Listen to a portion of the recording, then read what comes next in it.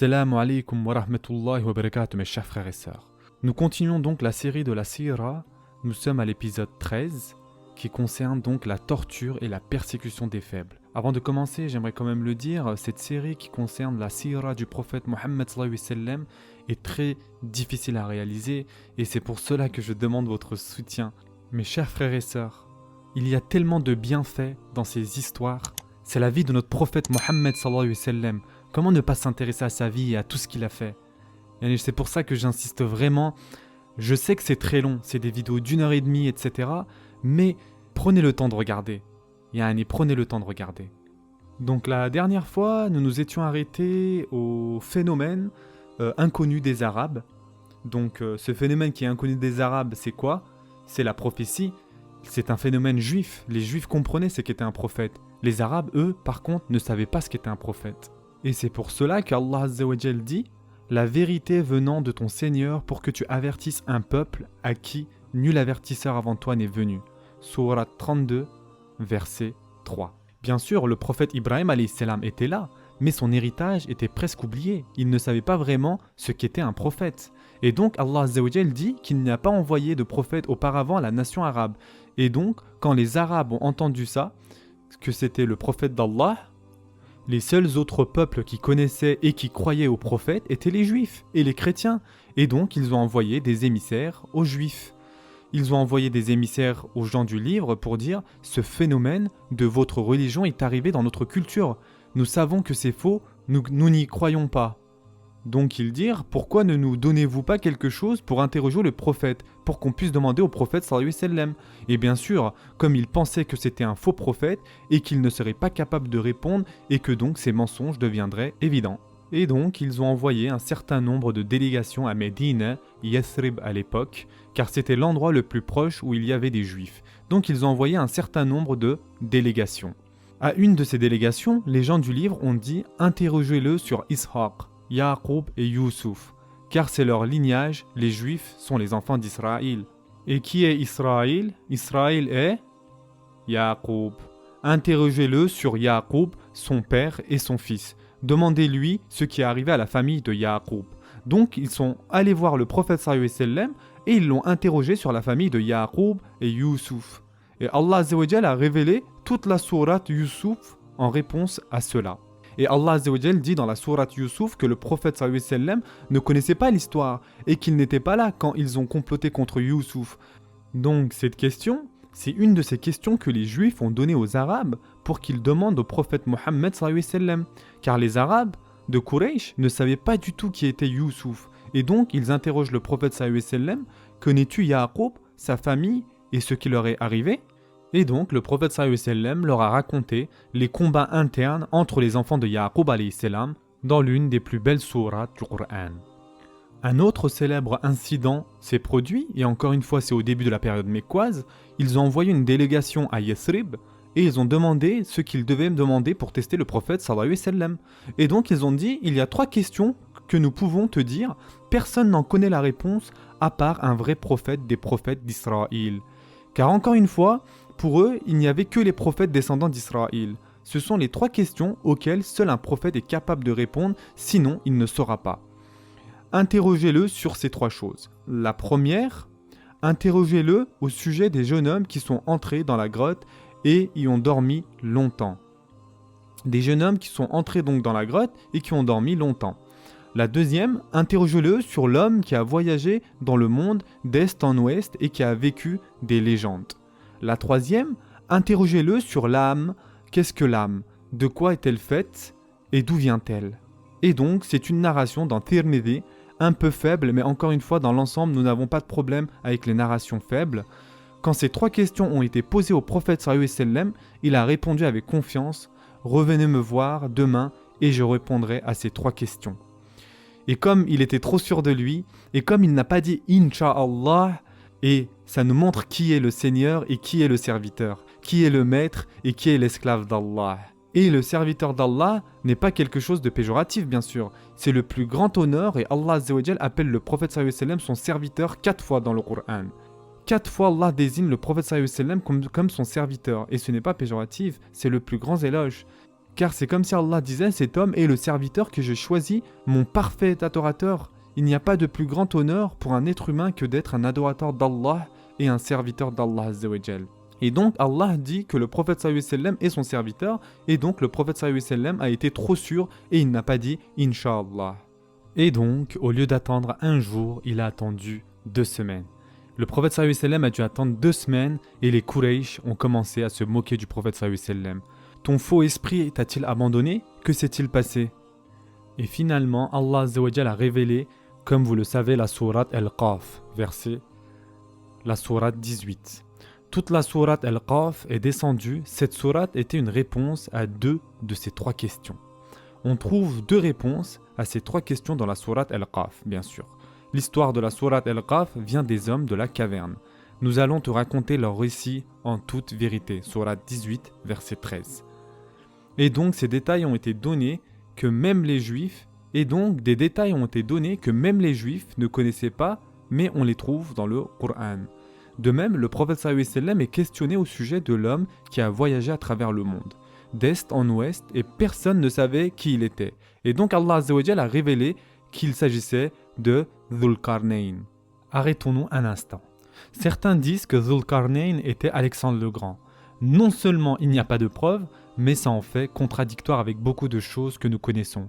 Alexandre le Grand était un païen, bien connu. Son maître était qui? Aristote, son tuteur personnel.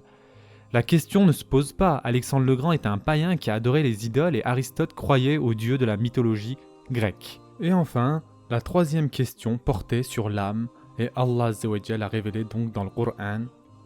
Et il t'interroge au sujet de l'âme. Dis, l'âme relève de l'ordre de mon Seigneur et on ne vous a donné que peu de connaissances. Sourate 17, verset 85. Et donc l'âme, Allah Azza wa Jal n'a pas répondu à ce sujet, mais il a répondu que ça fait partie des mystères d'Allah que nous connaîtrons jamais. Et donc, il a répondu à cette question piège par ce verset. Les Juifs savaient que personne n'avait la connaissance de l'âme. Et donc, s'il avait répondu avec des connaissances détaillées, ça ne serait pas approprié par rapport à la question, car la question était un piège. L'âme fait partie des mystères d'Allah Azza wa Jal. Personne ne comprendra ce qu'est l'âme humaine, et il t'interroge sur l'âme. Et donc, pour les 2 questions des Juifs, il a eu la réponse. La 3e question était un double piège, si vous comprenez.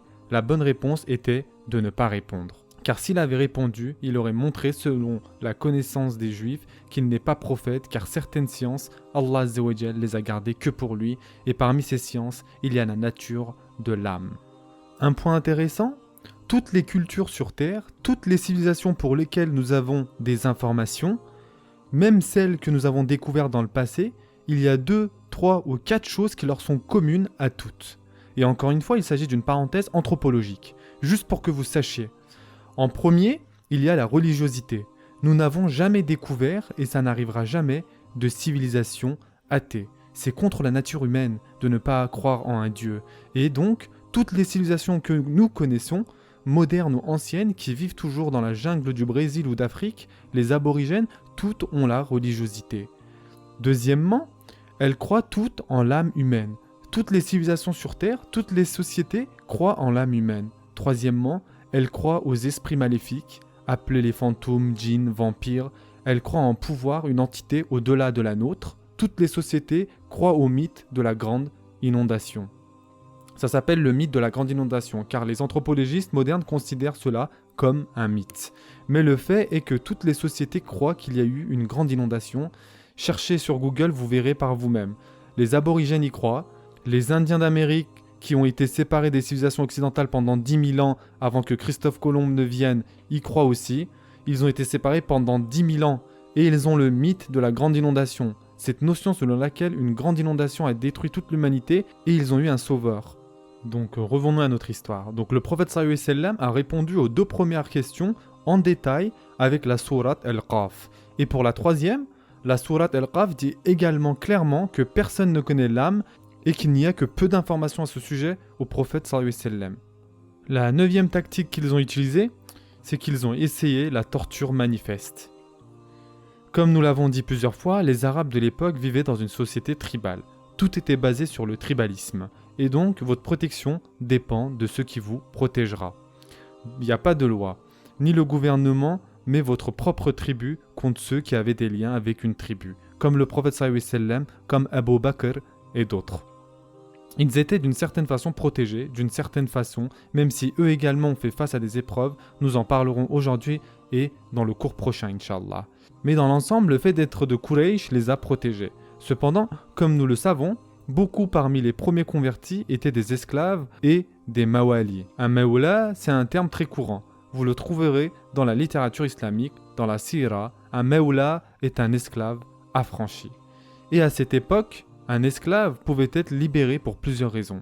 Parmi celles-ci, un esclave affranchi avait plus de liberté qu'un esclave. Donc il y a beaucoup de cas où un propriétaire libérait un esclave et faisait de lui un mawla. Qu'est-ce que cela veut dire ?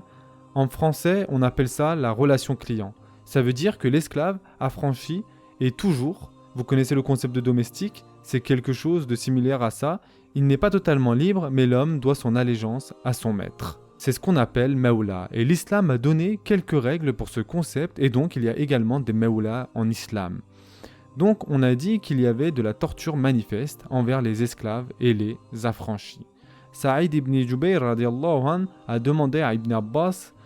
Saïd ibn Jubayr est l'étudiant principal d'Ibn Abbas. Il a demandé à Ibn Abbas radiallahu anh, comment les païens torturaient-ils les musulmans et que s'est-il passé donc ?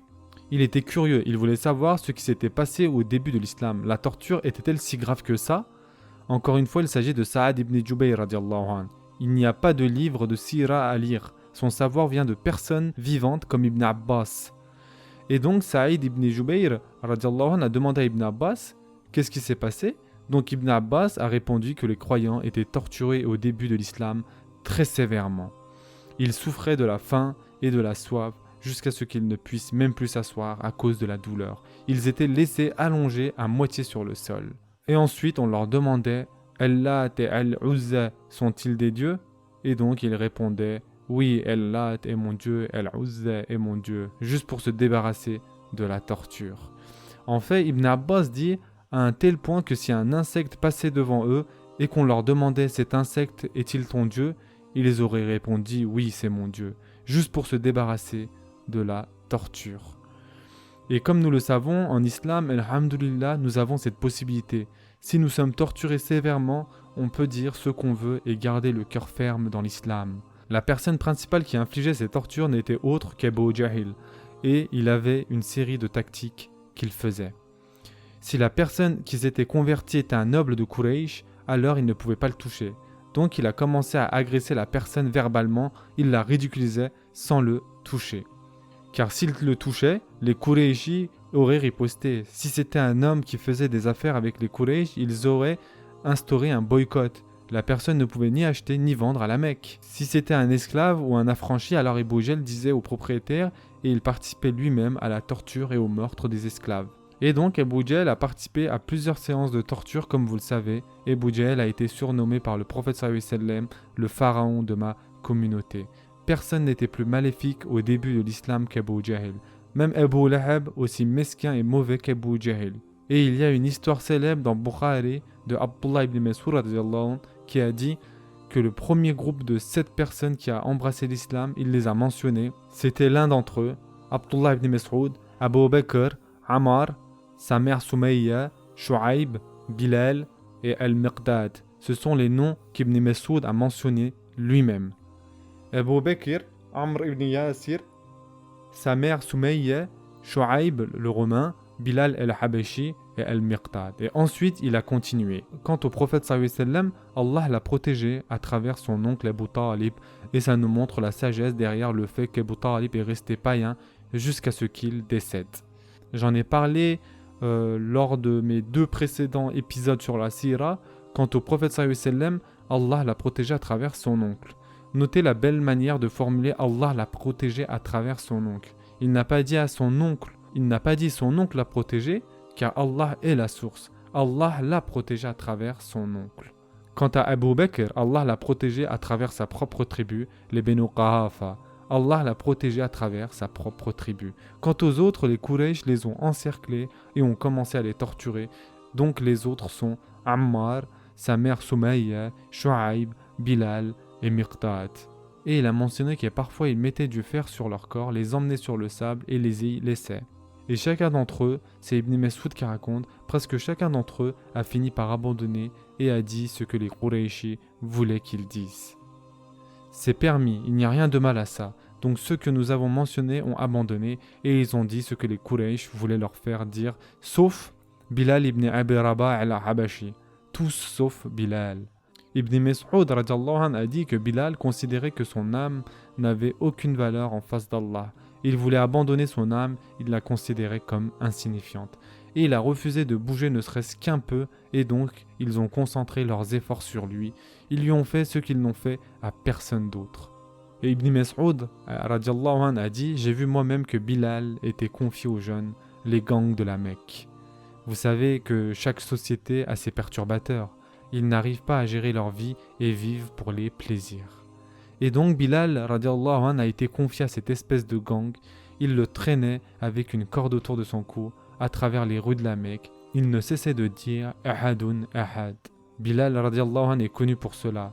Il déclare le tawhid, l'unicité d'Allah Azza wa Jal. Et bien sûr, ça n'a pas empêché que le propriétaire de Bilal, c'était l'un des pires des Quraysh, Umayya ibn Khalaf. Il a participé personnellement à la torture de Bilal. C'était l'un des pires des Quraysh. Comprenez que c'est une limite délicate qu'il a franchie, car les esclaves pour eux sont des marchandises qui coûtent cher. Ils sont plus chers que les chameaux, les maisons. Et donc, si vous voulez punir votre esclave, vous faites du mal à vos finances. Vous voyez le casse-tête ? Ici, les esclaves sont des propriétés précieuses. Beaucoup de personnes pensent que c'est comme dans les contes de fées. Où je veux en venir, c'est que les esclaves sont bien plus chers. Ils ne coûtent pas 5-10 euros. Ça aurait été l'équivalent plutôt de 50 000 à 100 000 euros. Donc il s'agit d'une grosse somme d'argent. Ça va à l'encontre de la raison de battre son propre esclave. Car vous voulez qu'il vive longtemps. Et vous voulez qu'il vous serve, donc ça nous montre le degré de leur animosité, la haine qu'ils ont. Ils détruisent leur propriété la plus précieuse. Et donc, Umayya ibn Khalaf avait une pratique sadique. C'est assez évident quand vous lisez l'histoire. Il emmenait personnellement Bilal radiallahu anhu dans le désert le matin.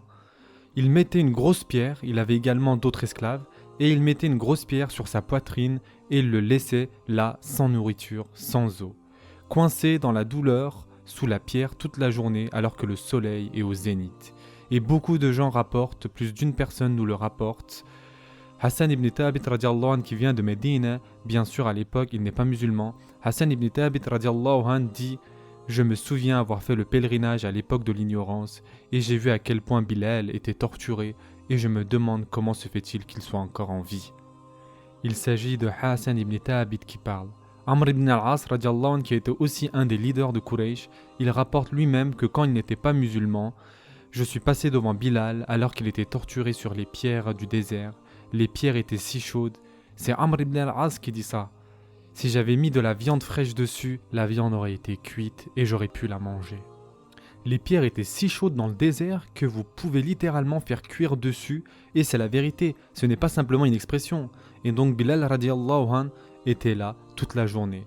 Et je l'ai entendu dire, je ne crois pas en Lat et Uzza, mais je crois en Allah. Je rejette Lat et Al-Uzza, mais je crois en Allah subhanahu wa ta'ala. Donc Umayya a continué d'essayer de le punir, mais il a refusé de changer de position. Il a continué à dire Ahadun ahad. Et plusieurs années plus tard, Urwa ibn Zubayr, le neveu de Aïcha, a rapporté que Bilal radiallahu anhu a été torturé par les gens de la Mecque et par Umayya ibn Khalaf en particulier. Mais il n'a jamais dit un seul mot qui les a satisfaits. Autrement dit, il est resté ferme, pas un mot. La plupart des autres qui ont été torturés, ils ont dû se rendre et accepter. Ils sont entièrement pardonnés. Allahu a'lam. Mais nous aurions abandonné même bien avant eux. Mais Bilal est l'un de ceux qui a tenu jusqu'au bout. Et regardez comment Allah subhanahu wa ta'ala l'a récompensé. En tant que musulmans, nous croyons fermement qu'il y a une expression. Mémorisez-la, elle est très répandue. La récompense ou le châtiment seront exactement à la hauteur de ce que nous faisons pour obtenir cette récompense ou ce châtiment. Y a-t-il d'autres récompenses pour le bien que le mal ? Sourate 55, verset 60. Si vous faites le bien, Allah vous donnerait quelque chose de bien. Et si vous faites le mal, Allah vous donnera quelque chose de mauvais. Donc, votre récompense sera du même type que ce que vous avez fait et pareil pour le châtiment. C'est une maxime, c'est une règle que nous appliquons dans notre religion. Allah Azza wa Jal punira ou récompensera à la hauteur des actions. Dans le cas présent, il s'agit de Bilal radiallahu anhu. Il crie de toutes ses forces, il crie Ahadun Ahad, Ahadun Ahad. Hassan ibn Thabit radiallahu anhu entend sa torture, mais il ne peut pas entendre ce qu'Umayya lui dit. Tout ce qu'il peut entendre, c'est Bilal radiallahu anhu en train de crier « Je rejette Al-Lat et Al-Uzza et je crois en Allah ». Et donc il entend la torture. Où qu'on se trouve à la Mecque, on peut l'entendre. Au final, comment Bilal radiallahu anhu est-il récompensé ? Nous le savons tous. Il est récompensé en devenant le premier, le plus important et le seul mu'adhin officiel du prophète Mohammed sallallahu alayhi wa sallam. Alors qu'il criait haut et fort l'unité d'Allah Azza wa Jal à la Mecque, seul et persécuté, au final, quand l'islam a atteint son apogée et est devenu puissant, il annonçait l'unicité, non plus dans l'humiliation, mais au sommet du respect et du pouvoir. Il annonçait le meilleur et le plus parfait adhan, car quand le rêve sur l'adhan a été raconté au prophète sallallahu alayhi wa sallam, un des compagnons a dit « J'ai vu un rêve avec l'adhan ». Le prophète sallallahu alayhi wa sallam lui-même a choisi Bilal et il a dit « Va enseigner ceci à Bilal, car il a la meilleure voix parmi vous ». Donc le prophète sallallahu alayhi wa sallam a choisi Bilal pour être le mu'adhin et donc la voix qui a été persécutée pour la grâce d'Allah Azza wa Jal. La voix qui appelait « Un » est devenue la voix qui appelait « Allah est le plus grand, j'atteste qu'il n'y a de divinité qu'Allah, j'atteste que Mohammed est le messager d'Allah ». Et quand le prophète sallallahu alayhi wa sallam reconquit la Mecque, la 8e année de l'Hégire, il l'a débarrassé des idoles et la première chose qu'il a fait, c'était d'ordonner à Bilal radiallahu anhu de monter en haut de la Kaaba. Et ce même Bilal, dont la voix Ahadun Ahad pouvait être entendue dans les vallées de la Mecque quand il était persécuté, cette même voix était maintenant entendue du haut de la Kaaba, au sommet de l'honneur et de la dignité. Il lui a été ordonné de faire le premier adhan de l'histoire dans le haram et donc la première voix appelée au Tawhid à la Mecque. Khabbab ibn al-Arat était également un des 10 premiers convertis à l'islam et c'était un esclave arabe et généralement il traitait mieux les esclaves arabes que les non-arabes. Donc Bilal radiallahu anhu a vraiment été celui qui a été le plus torturé car ce n'était même pas un arabe, c'était un abyssinien. Au passage, je dois faire remarquer ici également, subhanallah, regardez la psychologie de cette société. Les perturbateurs, les jeunes peuvent torturer l'esclave, le trimballer dans les rues avec une corde autour de son cou, c'est le sommet de la barbarie. Ces ados, ces brutes à qui Bilal radiallahu anhu est confié n'ont d'autre motivation que le sadisme. Et la seule façon de vous en tirer en tant que société est de déshumaniser ce groupe de personnes. Ils ne les considéraient même pas comme des êtres humains. Et on a vu dans l'histoire ce que les nazis ont fait aux juifs. Pas de compassion, pas de pitié. Femmes, mères, enfants, ça n'a pas d'importance, les plus âgés ou pas. Cela était le cas pas seulement envers les juifs, mais aussi les manouches, les roumains, tous ceux qu'ils n'aimaient pas. Les nazis avaient cette idée, nous sommes supérieurs. Et donc quiconque qui n'est pas de leur race n'est même pas un être humain. Et donc quoi qu'il arrive, la société ne prête pas attention. Toute la société voit cette torture infligée à Bilal radiallahu anhu. Personne ne bouge le petit doigt, car pour eux, Bilal radiallahu anhu n'est pas un être humain. Vous voyez ce que je veux dire ? Ils ne lui accordent aucun respect, car ce n'est pas un Qurayshi. Et c'est pour cela que l'islam est venu et a démoli ce système de caste basé sur le lignage et la couleur de peau. Les esclaves arabes, il y en avait également. Bien sûr, ce n'étaient pas des Qurayshi. Esclaves Qurayshi, ça n'existait pas. Tous les esclaves viennent de classes inférieures. Vous ne pouvez pas réduire un de votre rang à l'esclavage. Et donc, il y a des esclaves d'Irak, du Yémen. Ibn Meshoud vient d'une tribu du Yémen. C'est un des esclaves arabes. Khabbab ibn Arat était un des esclaves arabes et son maître était une femme. Ce n'était pas un homme. Son nom était Ammar. Ammar a acheté Khabbab car il fabriquait des épées, un forgeron. Il fabriquait des épées avec son marteau pour les gens de la Mecque. C'est l'un des premiers à s'être converti à l'islam. Et quand Ammar a découvert qu'il s'était converti, elle a rassemblé un gang. C'est une femme, que pouvait-elle faire ? Donc elle a rassemblé des gens, elle n'avait pas de mari, elle a rassemblé des gens et leur a dit de brutaliser Al-Khabbab. Il dit à ce propos qu'il est rentré et a vu un groupe entier de Qurayshi autour de lui sur son lieu de travail. Et ils ont commencé à essayer de le ridiculiser. Où étais-tu ? Que faisais-tu ? jusqu'à ce qu'il lui confesse qu'il était musulman, comme on leur avait dit Ammar.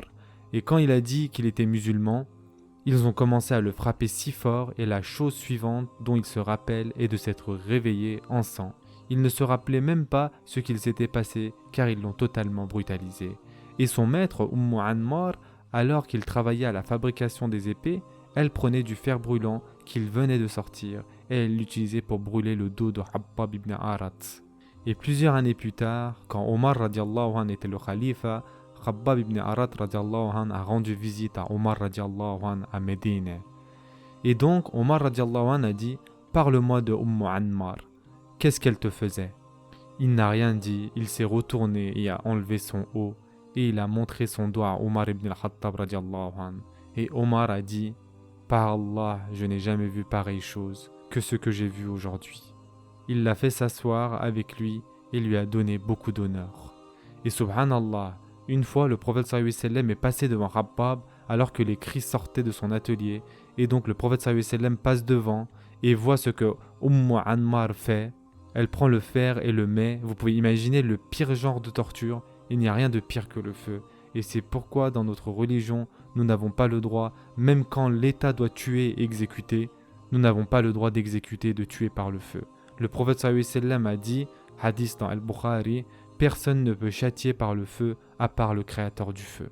Car le feu est la pire forme de torture imaginable. Il n'y a rien de plus douloureux et Khabbab radiallahu anh a été torturé par ce métal en fusion sur son dos encore et encore. Quand le prophète sallallahu alayhi wa sallam l'a vu dans cette condition, il a levé ses mains et il a dit « Oh Allah, aide Khabbab contre son ennemi, sois de son côté contre son ennemi. » Quelques jours plus tard, Ammar s'est réveillée et elle avait une espèce de maladie. Elle se comportait comme un chien enragé. Se promenait, rampait dans la maison, elle a perdu sa tête et les docteurs de la Mecque sont venus et ils avaient leurs propres moyens de traiter. Et ils ont dit le seul remède auquel ils peuvent penser est qu'elle soit cautérisée. En quoi ça consiste ? Brûler la peau. Ils avaient un système pour brûler la peau. C'est toujours pratiqué dans certaines cultures et certains pays. Une petite blessure est brûlée et suppurée. Et donc ils ont dit, cette maladie, le seul moyen de la guérir auquel on pense et qui pourrait fonctionner est de la cautériser sur le dos et la tête. Et donc ça lui a été fait. La récompense est à la hauteur des actions, n'est-ce pas ? Et elle en est morte. C'était simplement sa punition dans le bas monde. Quant à ceux qui l'attendent, dans l'au-delà, Allah subhanahu wa ta'ala, c'est mieux. Et ça nous montre, comme nous l'avons dit, la récompense est à la hauteur des actions. Son maître étant mort, Al-Khabbab radiallahu anh a participé à toutes les expéditions du prophète sallallahu alayhi wa sallam et il a vécu jusqu'à la 17e année de l'Hégire. Omar radiallahu anh avait une politique très intéressante. On parle d'un sujet différent. Abu Bakr radiallahu anh avait une politique et Omar radiallahu anh en avait une autre. La politique d'Abu Bakr est que tous les compagnons devaient avoir le même salaire de la part du gouvernement.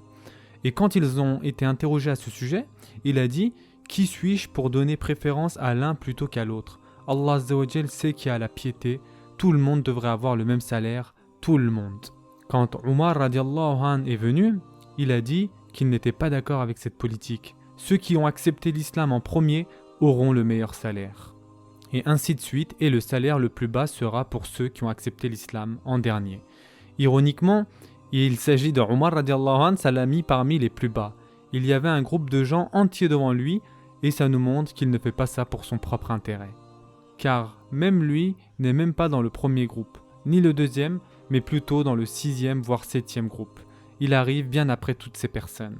Donc Khabbab radiallahu anh a un des salaires les plus élevés parmi les musulmans, car il est dans le top 10 de ceux qui sont en vie.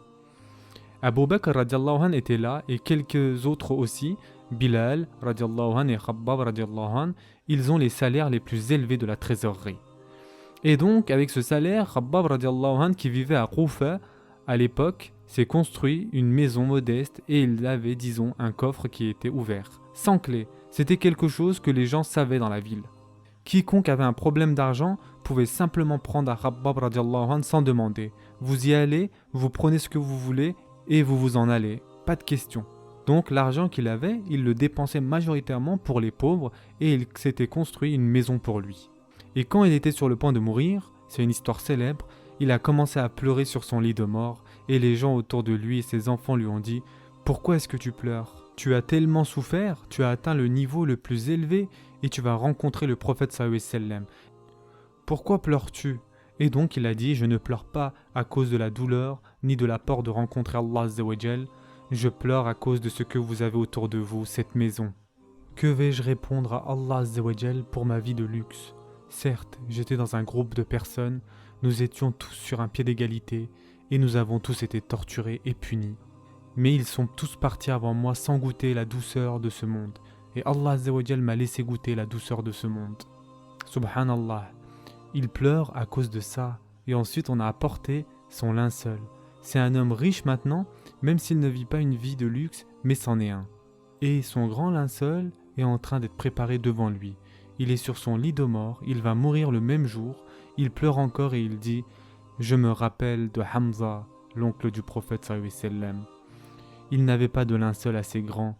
S'il couvrait son visage, ses pieds étaient dévêtus, et s'il le couvrait, son visage était dévêtu. Et me voilà avec ce linceul luxurieux devant moi. Avec quoi vais-je rencontrer Allah subhanahu wa ta'ala ?» Et donc c'est Al-Khabbab ibn Arat radiallahu anh, qui, subhanallah, quelle histoire sur la foi. C'est un des premiers convertis à l'islam également. Encore une fois, il y a tellement d'histoires et c'est intéressant et important de les connaître. Et bien sûr, encore une autre histoire à connaître, c'est celle de qui ? Celle de Yaasir et de sa famille. Yaasir et sa femme Sumayya et leur fils Ammar. Et bien sûr, la famille de Yaasir et de Ammar est un des meilleurs exemples de sacrifice du début de l'islam. Et subhanallah, une des choses qui est vraiment touchante au sujet de cette histoire est que dans chacun de ces cas, la personne elle-même est torturée. Mais dans le cas de Yaasir et Sumayya, ils avaient 2 fils, Abdullah et Ammar. C'est une famille où les membres sont torturés les uns en face des autres. Et c'est pour cela que leur histoire fait encore plus pitié, car par Allah, pour chaque homme, penser à sa propre torture est assez difficile déjà, mais penser à votre femme, à vos enfants se faire torturer devant vous, c'est le cauchemar des cauchemars. Il n'y a pas pire que cela.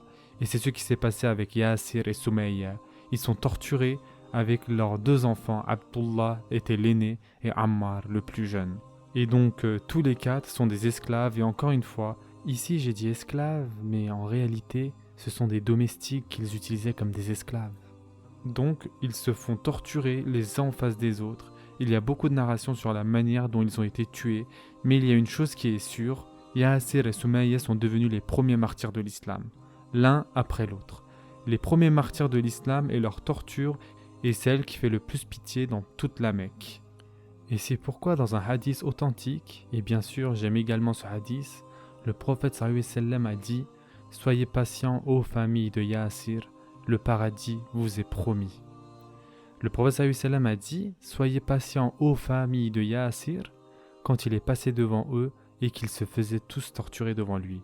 Et ils ne pouvaient rien faire. Subhanallah. Pouvez-vous imaginer à quel point ça doit être douloureux également pour notre prophète sallallahu alayhi wa sallam de voir cette torture et de ne pouvoir rien faire.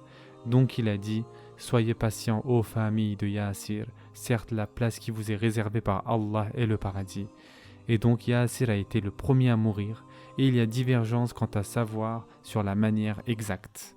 Certains disent qu'il a été traîné dans la rue avec une corde, d'autres disent que des chevaux l'ont tiré dans tous les sens, on ne sait pas quel plaisir brutal ils ont utilisé. Et ça a rendu sa femme encore plus ferme dans sa foi, son amertume et sa colère, et peut-être le jour suivant, on ne sait pas. Nous n'avons pas beaucoup d'informations sur ça. Nous savons simplement que quand Abu Jahl est venu à elle, elle l'a réprimandé, chose que les esclaves ne font pas. Et donc Abu Jahl a pris une lance, et qu'Allah nous pardonne simplement pour le mentionner, mais il l'a transpercé dans la partie privée, jusqu'en haut, et il l'a tué de cette façon brutale, inhumaine et vicieuse, et tout cela devant Ammar et son frère. Et donc les 2 ont été tués comme ça, et ensuite ils se sont tournés vers son frère, et ils l'ont finalement tué.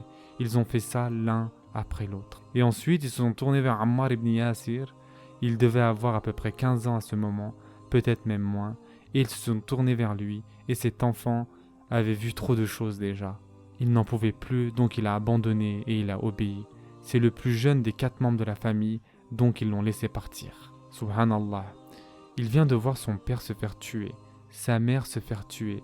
Il avait vu son frère être jeté dans un fossé, et maintenant il s'en va en courant vers le prophète sallallahu alayhi wa sallam dans la maison d'Al-Arqam. Et il dit: Ô messager d'Allah, j'ai prononcé des mots de mécréance, j'ai dit des paroles d'associateur, que faire maintenant? Subhanallah, il est traumatisé. Son père et sa mère passent au second plan, car il pense avoir désobéi à Allah subhanahu wa ta'ala et il ne sait pas quoi faire. Et le prophète sallallahu alayhi wa sallam lui a demandé: comment sens-tu ta foi dans ton cœur?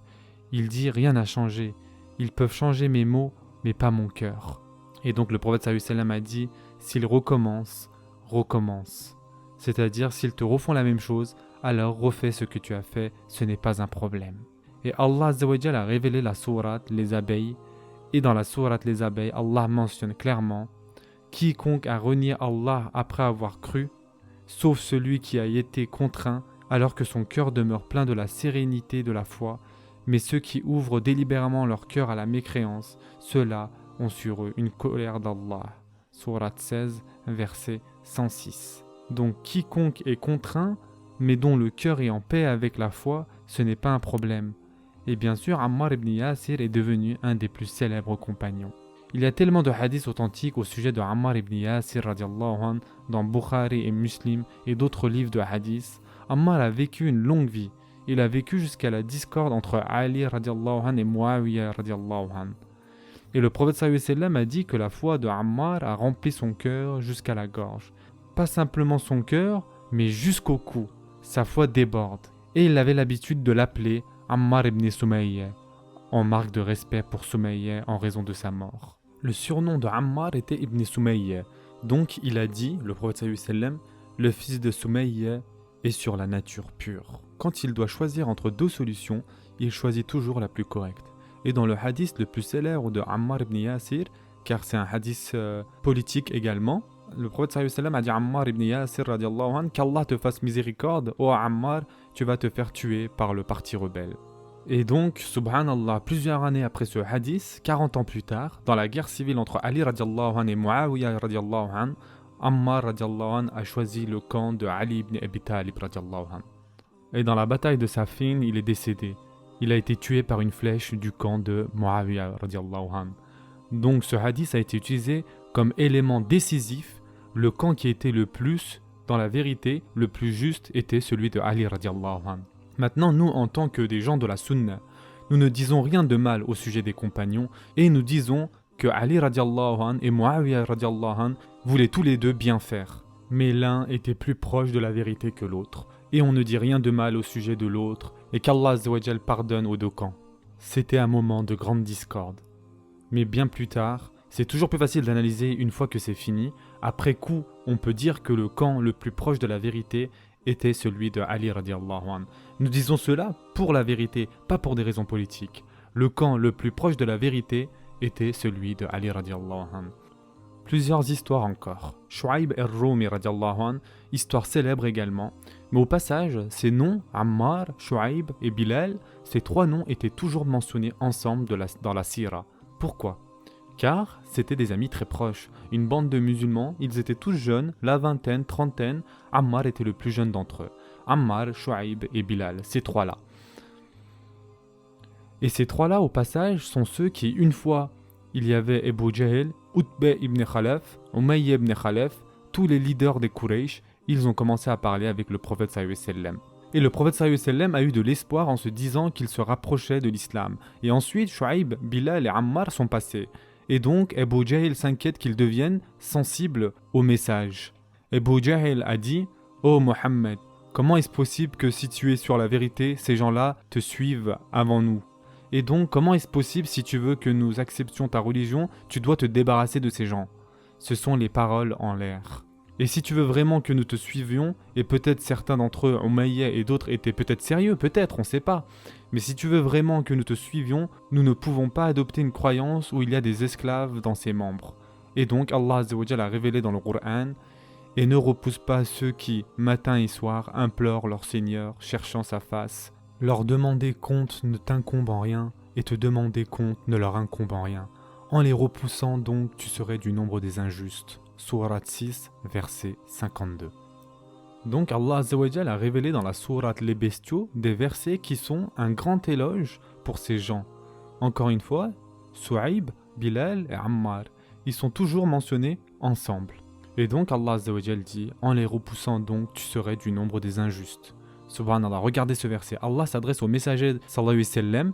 Allah Azza wa Jal lui dit, si tu repousses ces 3 personnes et tu leur préfères les 3 autres, qui sont Abu Jahil, etc., ils seraient parmi les injustes. Ne les repousse pas, sinon tu seras parmi les injustes. Shuaib al-Rumi, est-ce qu'il était romain? Certains pensent qu'il est vraiment romain. Non, c'était un arabe d'Irak, mais il a été capturé par un romain quand c'était encore un jeune garçon. Et donc il a été capturé en tant que jeune esclave, envoyé à Rome, il a grandi à Rome. Il a en effet complètement oublié l'arabe, il parlait latin couramment par contre. C'est devenu un esclave à Rome et il se rappelle de ses racines. Il savait qu'il était arabe et donc il a fini par s'enfuir et s'offrir à un arabe. C'était un esclave, donc apparemment il devait le rester. Donc il s'est offert à un arabe et il a fini par être vendu à Abdullah ibn Jud'an à la Mecque. Et Ibn Jud'an était un des plus généraux propriétaires d'esclaves. Et donc la torture de Shuaib n'était pas aussi mauvaise, mais néanmoins les autres l'ont torturé. Ibn Jud'an ne l'a pas torturé lui-même. Abu Jahil et d'autres l'ont torturé, mais Ibn Jud'an dans l'ensemble l'a traité d'une bonne façon. Et il a fait de lui un gérant en affaires, car Ibn Jud'an était un riche homme d'affaires. Car Shuaib était intelligent, il savait lire et écrire, etc. Donc il est devenu gérant, il est devenu riche. Quand Ibn Jud'an est mort, il est devenu enfin libre. Dans son testament, Ibn Jud'an avait écrit que Shuaib devait être libéré après sa mort, c'est devenu un affranchi. Quand Ibn Jud'an est mort, Shuaib radiallahu anhu a décidé d'émigrer à Médine. Et quand il émigrait, les Quraysh l'ont appris et donc ils l'ont arrêté en périphérie et l'ont approché avec leur caravane. Shuaib s'est retourné et a sorti son arc et sa flèche et il a dit « Vous savez que je suis le meilleur tireur parmi vous et je vous promets qu'aucun d'entre vous ne pourra me toucher tant que toutes les flèches que j'ai n'aient touché de la chair humaine. Et je vous promets qu'aucun d'entre vous ne pourra me toucher tant que je n'aurai pas cassé et tordu mon épée sur vous. Voilà le défi. 10 d'entre eux contre un seul. Mais ils n'aimaient pas la vie de Shuaib autant que la leur, donc ils l'ont juste encerclé en le menaçant jusqu'à ce que finalement ils disent « Shuaib, tu es venu à nous, tu n'avais rien, pas d'argent, rien, et maintenant tu nous quittes en homme riche en prenant nos richesses. Rends-nous tout cet argent et nous te laisserons partir. » Et subhanallah, c'est la façon de faire qu'on entend jusqu'à maintenant. Les travailleurs immigrés sans papier volent nos emplois, comme si ça leur appartenait, comme s'ils allaient faire les emplois que les autres font. Ce genre de mentalité, ne pensez pas que c'est nouveau. Par Allah, quand vous étudiez l'histoire de l'humanité, l'anthropologie, la psychologie, ça a toujours existé. La nature de l'homme ne change jamais. Les problèmes peuvent avoir des noms différents, c'est juste du racisme de base, et que sais-je. Donc il s'attribue le succès de Shuaib radiallahu anhu. C'est mon argent, pas le tien. Donc Shuaib radiallahu anhu a dit « Est-ce cela que vous voulez de moi? Vous voulez toute ma richesse ?» Ils ont dit « Oui, même le chameau sur lequel tu es. » Subhanallah, vous ne pouvez pas laisser un homme dans le désert sans chameau, même le chameau sur lequel tu es. Donc il n'avait pas d'alternative. Et donc Shuaib radiallahu anhu a dit « Voici le chameau, ma richesse, le reste de ma richesse est enterré à tel et tel endroit. Encore une fois, il n'y a pas de compte bancaire à l'époque. Vous devez enterrer votre richesse quelque part. Allez là-bas et vous trouverez ma richesse. » Et donc, Shuaib al-Rumi radiallahu anhu est devenu le seul compagnon que nous connaissons qui a fait l'émigration à pied. Marcher dans le désert sans rien, simplement les vêtements sur son dos, c'est tout ce qu'il avait. Après avoir été l'affranchi le plus riche, parce qu'il n'y avait pas d'esclaves libérés plus riches que Shuaib, c'était le gérant d'Ibn Jud'an. C'est devenu l'affranchi le plus riche, il a donné tout ce qu'il avait pour se libérer et aller à Médine. Et les livres de Sira disent qu'il était littéralement à 4 pattes. Il n'avait ni nourriture ni boisson, sauf ce qu'il trouvait dans le désert. Il rampait à 4 pattes en arrivant à Rouba. Et c'est là qu'il a rencontré le prophète sallallahu alayhi wa sallam pendant l'immigration. Le prophète sallallahu alayhi wa sallam est resté pendant quelques jours comme vous savez, donc il a rampé jusqu'à Rouba. Il est totalement épuisé, déshydraté, sur le point de s'effondrer et mourir, poussiéreux, ébouriffé, et le prophète sallallahu alayhi wa sallam lui-même a enlevé la poussière qui était sur lui. Lui a donné de la nourriture et à boire, il lui a souri et lui a dit « Ta transaction est la meilleure ». Et Shuaib radiallahu anhu a dit « Personne n'aurait pu te le dire à part Jibril, personne ne le sait à part Jibril ». Et Allah Azza wa Jalla a révélé dans le Coran, dans la sourate Al-Baqarah, qui est le premier révélé à Médine, Allah a révélé un beau verset par rapport à Shuaib al-Rumi radiallahu anhu. Et il y a parmi les gens celui qui se sacrifie pour la recherche de l'agrément d'Allah. Sourate Al-Baqarah, verset 207. Et tout cela, bien sûr, ce sont des histoires de certains parmi les premières tortures. Et dans le prochain épisode, Inch'Allah, nous essaierons donc de répondre à cette question. Pourquoi Allah subhanahu wa ta'ala a permis tant d'épreuves? Quelle est la sagesse là-dedans? Pourquoi n'a-t-il pas rendu les choses faciles et donné à tout le monde dès le début? Pourquoi tant de combats? C'est une question que nous devons nous poser. Je m'arrête là pour aujourd'hui. Prenez soin de vous mes chers frères et sœurs et à très prochainement, Inch'Allah.